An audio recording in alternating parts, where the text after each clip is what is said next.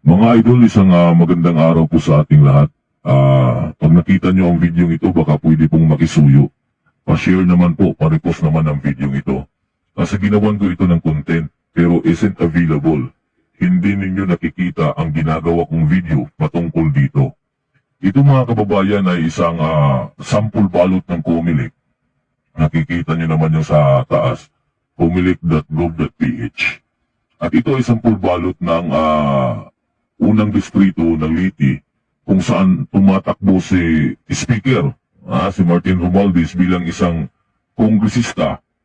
Kalaban niya po si Ma'am Nini Bacali. Pero kung nakikita ninyo ang sample balot, si Romualdez na lang po mag-isa mga kababayan. Ibig sabihin ba nito wala na siyang kalaban?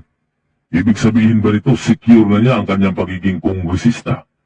Nakakalungkot isipin mga kababayan na milyong-milyong Pilipino po ang nagdarasal na sana mayroong isang taong maglakas loob upang kalabanin itong si Romualdez. Pero ano ito? Ano nangyari Comelec?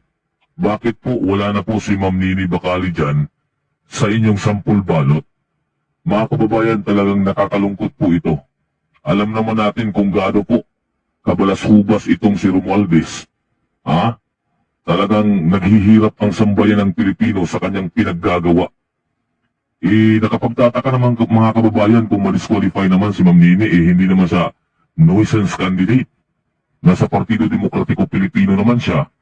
Posible naman. Kaya mga kababayan, anong masasabi niyo dito? Comment down below.